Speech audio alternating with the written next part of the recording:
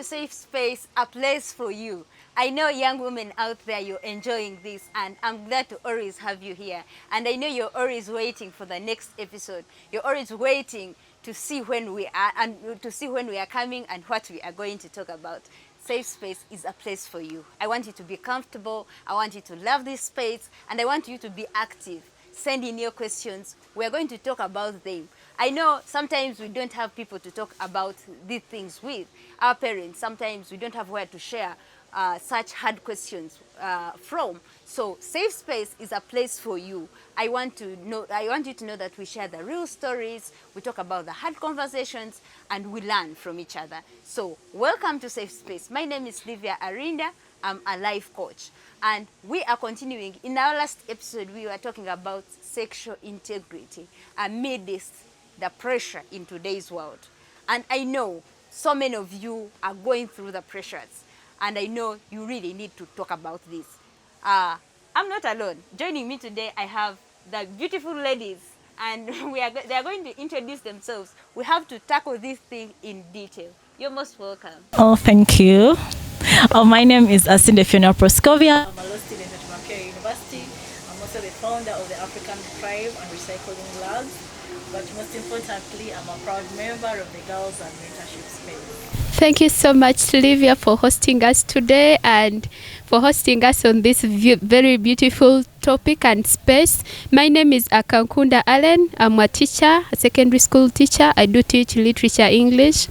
I do volunteer with Family Life Network under the program Becoming a New Generation Bank. I am a peer mentor with the Women Solidarity Initiative, and I'm a proud member of Girls and Mentorship Space. So glad to be here.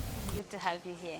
I'm Kathy Ishimge. I'm a journalist and a businesswoman. I deal in men's clothes.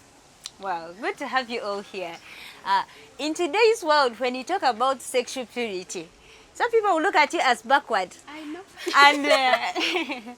And especially if you're born in town and you've grown up in town, sometimes because of the exposure we talked about in our previous episode, the sources, someone by the age of 18, they are so much exposed to sexual content, both online and offline.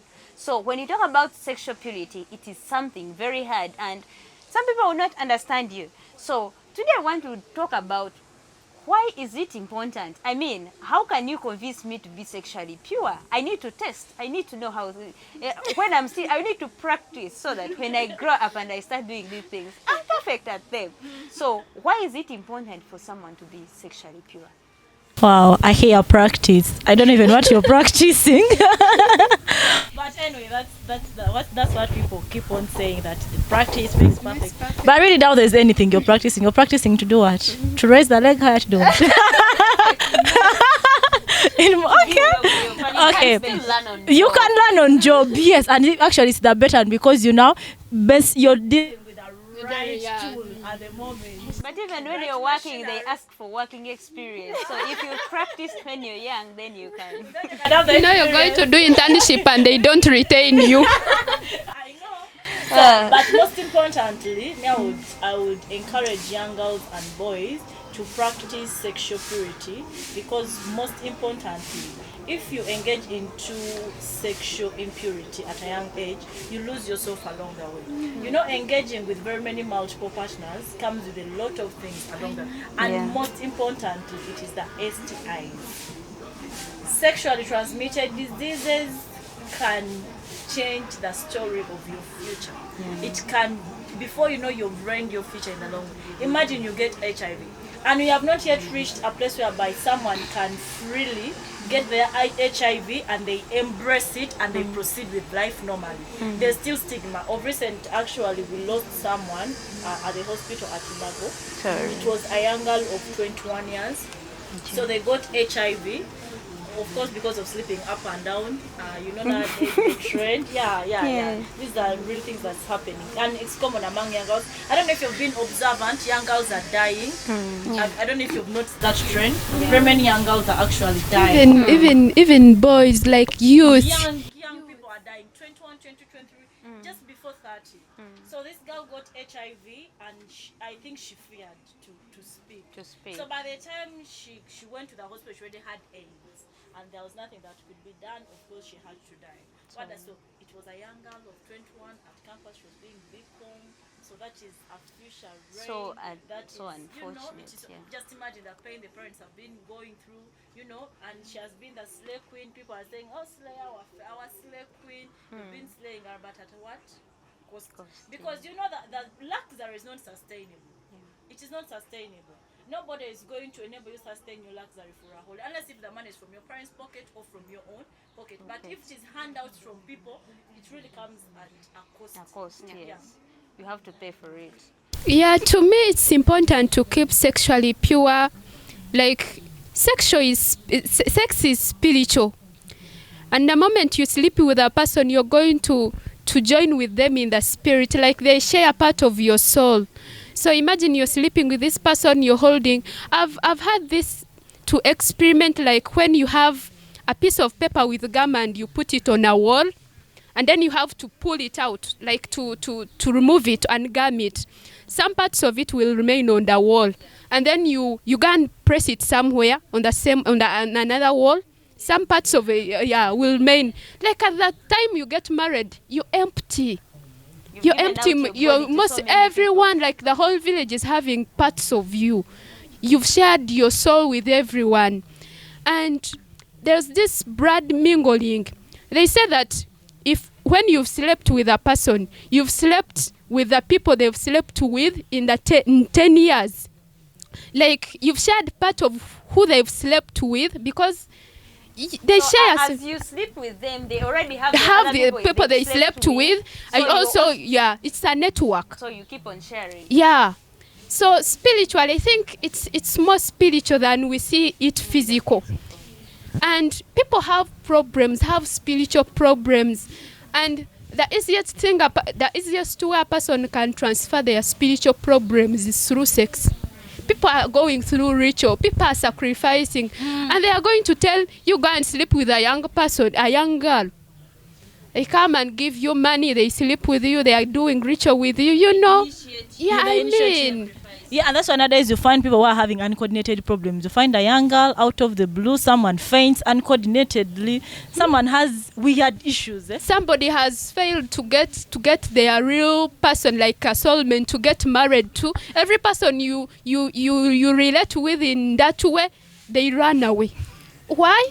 Because there's something chasing them. There's something chasing them. You slept with a person and maybe they did something to you. Maybe they had their ancestral things in the blood, and and they connected you to that you will never get married. So and they marry you with some demon. Yeah, and nowadays I have been to very many churches and people are saying, Pastor, you pray for me. I'm having a spiritual husband.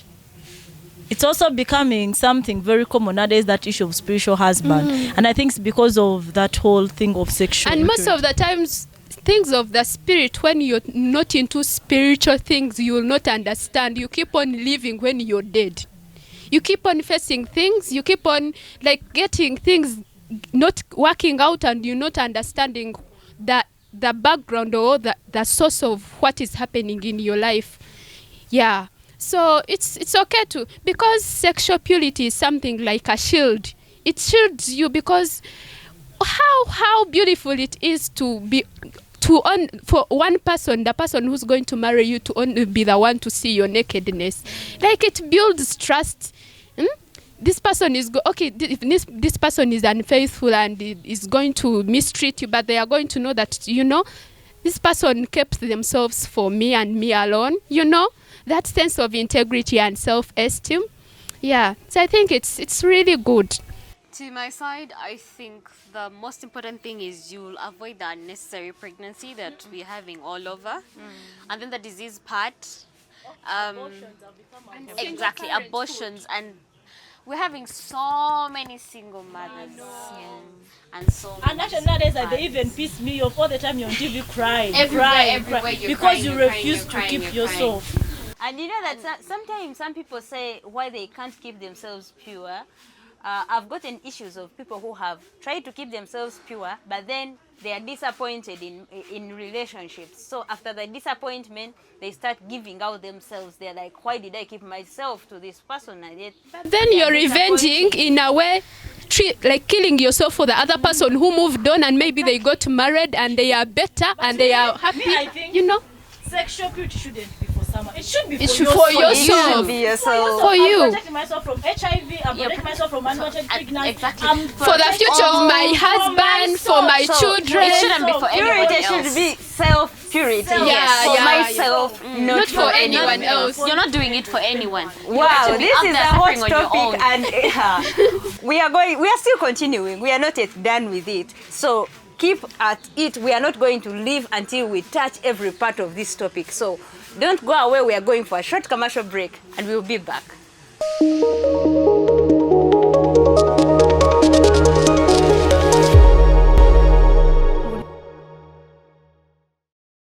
Welcome back from our short commercial break, and we are still continuing with the discussion. Just know what is going on here. It's really boiling. And our topic of sexual integrity is bringing more issues, and we're going to look at the role of parents, the community, because it's hard to do it one person to remain pure one person, because the people who try to lure us into losing our sexual purity, they're also in our community. So what is the role of our community, our parents, our churches, and our teachers, wherever we are? What's the role? How do they contribute to help us to remain sexually pure? To me, I think we should not be judgmental in the first place with people who are not trying out their best to be pure, because they have reasons. Most of them may be having reasons, maybe financial constraints, they are forced, Financial constraint is the biggest one. Who has lost his parents or her parents, and they don't have any source of income. And then they come to, they give them a job and they tell them they're going to be like maids. And then you reach there, they've brought you to work, but then when you reach there, they tell you. So society shouldn't be a platform or a space for crucifying these people. Yeah, but they should, if a person messes up, they should be guided. Like parents should have these people, like if a person has been sexually impure and maybe they've gotten pregnant, and maybe they should give them some safe space to correct and be who they want to be. There's always a chance, and there is always grace to still come up here to change and be better and learn from them. So society shouldn't just be a ground to crucify these people or to judge them. We should first look at what's making these people become engaged in sexual immorality, what's making this girl sleep around with men, and help her guide her. Like for example, when you say that, I remember that sometimes parents, you find there is a houseboy, like the example she gave, you are not available as a parent, you're not present. So you bring a maid, or it can be a houseboy or a house girl at home, and then you're leaving them with your children. And then these are the people, because you're not available, these are the people who are teaching them these things. So parents should be more involved, because they should not only judge. For example, in such a case, if a child misbehaves or becomes impure, they should also look at their own contribution before they judge the child. They judge the child. So society should guide. They should come in to be supportive of the people who are engaging in sexual impurity. Maybe ask them how they can be helped, what's making them involved in sexual immorality. Guide them. Some people don't know that it's even bad to sleep around. They don't know that that's a lifestyle. A lifestyle. So they should be guided. I think there's need for mentorship spaces. Then church should also be open and maybe have singles programs, then teenagers, But then you talked about church, and it reminded me, someone was saying there are days when someone will be safe in church. But then these days, even in church, we are not safe. I know. You got And the pastor. the pastor is looking at you. The youth leader is know, looking at you. yes. So even in church, sometimes It's not safe. Even your fellow churchgoers. So everyone is looking There's at one actually, nowadays- there's when we thought that getting a man from church is the best, like you've hit the goal, but now there is men. because they knew your trick. They knew that when you go to church, if you want to get a Christian woman or whatever church you go to, you have to be in the. They go there and pretend that they are. But now also nowadays people go to church not purposefully because they may be looking for Christ or because they are intentional. Many people are just looking for solace. They're just looking for a place where they can. And nowadays, there's a way church has made church be so interesting and stress living. You go there, you dance the whole and day, enjoy. and then just I was like, instead of being here stressed with the world, why don't I go for an overnight? At night, I'm going to dance. I'm going to be and their dances nowadays they dance in church. In church, People be jumping, touching each other. Like, what's not touching each happening? other. Yes, so some people find they are like, Shaking. yes, someone's like, it's now instead of me being around here and I'm bored, let me go to church.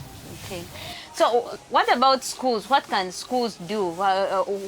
In what other ways can either schools or other parts of the community contribute? I personally think that first it should be you yourself to say, to be able to judge and tell and be like, if I involve myself into these things, what are the outcomes? And then I think when it comes to schools, schools should be having those open discussions where they're able to teach those children at school the different things that they should be knowing about sex. It should be like an everyday thing. It should be a normal thing.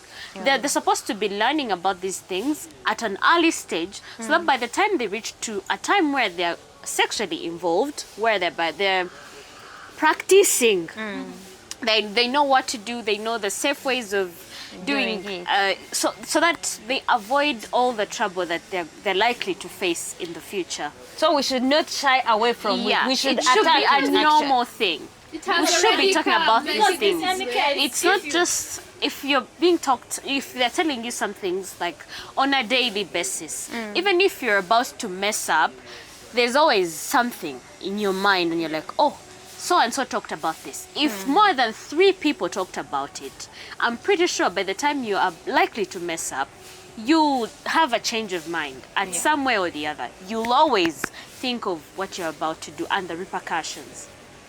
Yeah. And another thing I want to tell the viewers is that sexual purity is possible. Like, it should be, like, it's possible, it's really possible, and it's possible for a person to keep themselves even after messing up. So Yeah. Sorry to cut you short.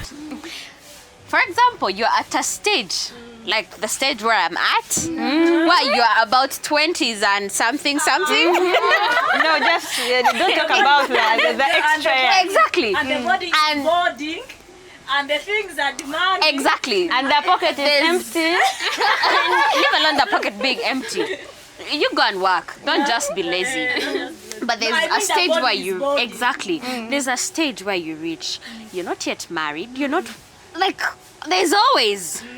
I would advise such a person to at least, because people carry different things around. I'm not advocating for those who are sleeping around, because I believe there's so many in a wicked world that we're in. People are having so many curses they're moving around with. You're going to carry along all those things. You do not know where they're coming from. I feel you can have your one partner and find the safest ways of being. You know? I also agree with that. I think because we are dealing with adults and some of these things are just natural.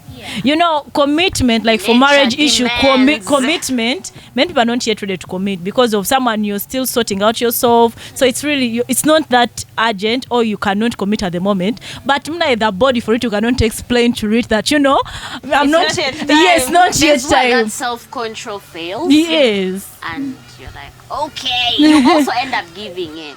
But in case you are to give in, be safe. Like, I am not ready for babies. That is one thing. I'm not And I don't ready for diseases. And I'm not also advising you to just find the safest ways possible. So, condoms. come in handy. And nowadays, condoms have really done you good. There are very many flavors around. You have no excuse. You can't start choosing okay, these are the family method, the family planning methods. They're good when it's the right time, but for people who are like us, who have not yet given birth, try to avoid those other things, because they also come with other effects. And by the way, there is that trend that is ongoing. People have nowadays using emergency pills as a family planning method. Just like you hear the word emergency, anything, read it about must be an emergency. Yeah, in case of an emergency, not something to consume on a daily basis as if it's food. Those things have effects. Yes. So as we conclude, there is an issue in schools where now that teachers are the ones, because in schools, most of the young people are in schools, we assume. So in the schools, the teachers are the ones who are supposed to protect them.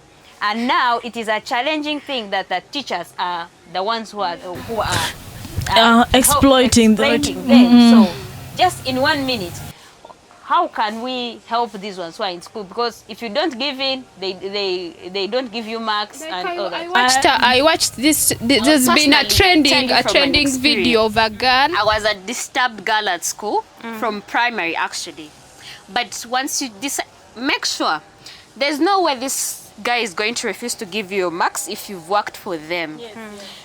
But if you're a lazy girl, you're not studying, you're like doing all other things, he'll also have an excuse. But if you're one person, you will never miss preps, you'll always in class, you read hard also be to make sure that you earn your marks. Examples and There's role models no to these way teenagers. you will wake up and you don't have the marks. Look for other people of your age who are outside too. But then also, I think there are also people who tempt the teachers. You know you have problems, like the problems I have, and then you come to class with a very mini skirt. Then you sit in front. You open your legs. What is that teacher going to think? I know. Me, I'm on the teacher's side. On the other side. Because some of these kids tempt the teachers. I think it should be a two-way. Yeah. Let the teachers try to so much, because people bring their kids because they feel they're going to be safe at school. So we should protect ourselves as also other people help us. So like we said, sexual purity should start with us, not with other people. At the end of it all, it starts with self, you as a person. Wow, thank you so much all for coming. I'm really honored to have you all. Thank you so much for being with us today, and that's what we are able to share. But I know you have questions there, so feel free to share your questions with me on 0705 232311. And you can also check on my social media platforms at Arindas Livia and share all your questions, all the hard questions you want us to share about. We shall really be glad to share about them and help you. And if you want to talk to our coach, you can still reach out to me either on my social media platforms or on the contact that I have shared. Or if you want to be mentored, we shall be glad to be with you. Safe Space is a place for you. Feel free to utilize it. Bye-bye.